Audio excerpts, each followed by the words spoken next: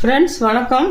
இன்றைக்கி தக்காளி குழம்பு எப்படி செய்யலான்னு பார்க்கலாம். தக்காளி குழம்பு தேவையானதை எடுத்து வச்சுருக்கேன். தக்காளி ஒரு 5 தக்காளி எடுத்து கட் பண்ணி வச்சுருக்கேன். பொட்டுக்கடலை, தேங்காய், கசகசா, சோம்பு 1 ஸ்பூனு, கசகசா 1/2 டீஸ்பூன் எடுத்து வச்சுருக்கேன். அதுக்கப்புறம் தாளிக்கிறதுக்கு வெங்காயம், பச்சை மிளகா, பூண்டு, கருவேப்பிலை, கொத்தமல்லி கொஞ்சம் எடுத்து வச்சுருக்கேன்.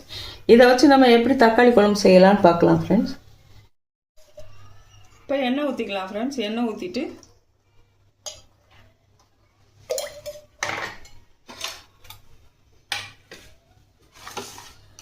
சோம்பு பட்டை போட்டு தாளிச்சிக்கலாம்.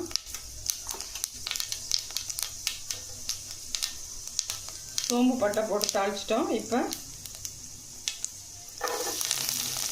பூண்டு போட்டுக்கலாம்.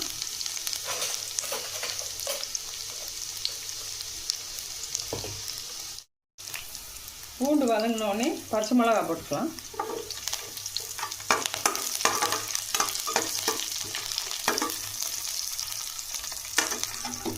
அப்புறமா வெங்காயம் போட்டுக்கலாம்.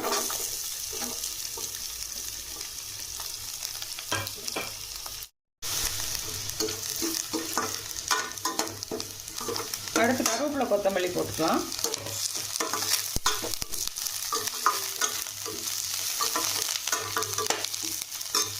தக்காளி போட்டுக்கலாம்.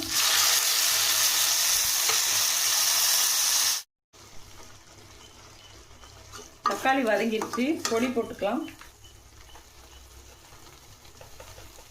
1 ஸ்பூன் மல்லிப்பொடி,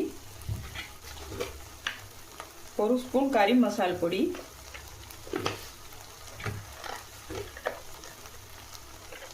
1 ஸ்பூன் மிளகாய் பொடி,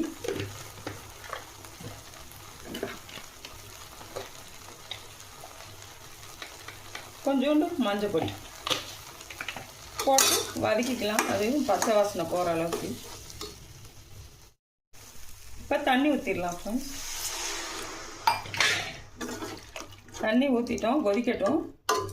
அதுக்கப்புறமா நம்ம தேங்காய், பொரிக்கடலை, சோம்பு, கசகசா அரைச்சி வச்ச அந்த கலவையும் ஊற்றிக்கலாம்.